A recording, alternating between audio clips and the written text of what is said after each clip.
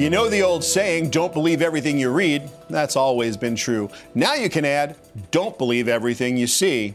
Everyone likes to have some fun with Photoshop. You know, even if you don't have much artistic ability, you can still learn to doctor digital pictures in a pretty convincing way. Here's a very nice photograph of Tiger Woods and his lovely wife, Elin, taken outside the clubhouse at the 2009 Ryder Cup. And here's how it was circulated around the internet with a stern admonition: don't cheat on your Swedish wife. Fun with Photoshop's not new, not by a long shot.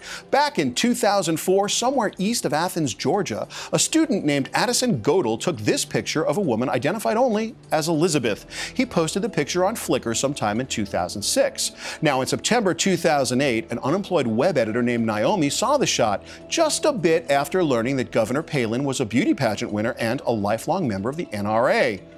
After a few minutes of Photoshop, Elizabeth had Sarah Palin's head and Naomi uploaded it to her Facebook profile. If you want all the facts, just Google Palin bikini. But the story climaxed when a CNN reporter commented that, and I quote, "Governor Palin looks good in a bikini clutching an AK-47, but is she equipped to run the country?" unquote.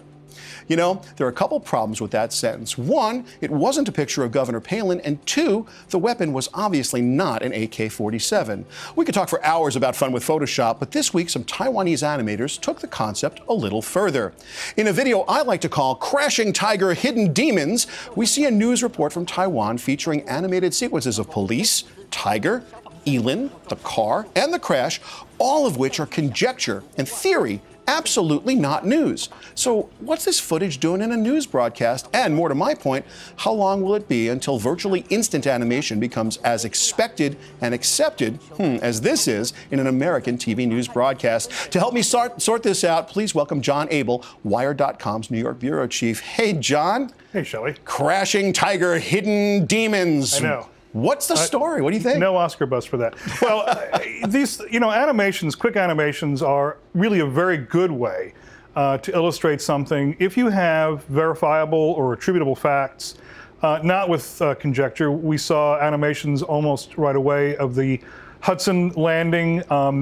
These things are accepted in court proceedings as evidence. So it's a good thing unless you're making up the underlying facts. Well, so the question I have now, and I think everybody's asking the same kind of question, the instant animation is fairly easy to do, and the stuff at Taiwan was crude, but you look at James Cameron's Avatar, that movie, and the level of animation there, how long is it going to be before you're really not going to be able, it's going to be the Photoshop vibe, but in video? How far away are we technically?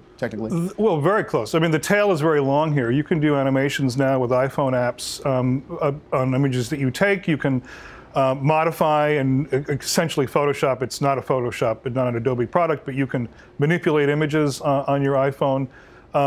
That's at the very end of the long tail. At the very short end of the long tail, this sort of thing is exactly what creative artists do. Transposing it to a news environment is very, very easy.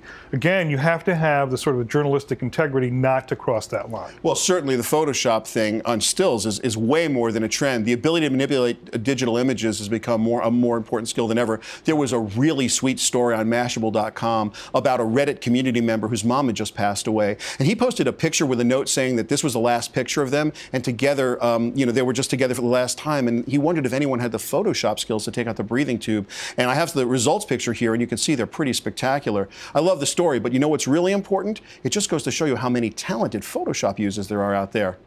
True, and also the power of crowdsourcing. He didn't have it, and he just asked, and some nice people stepped up.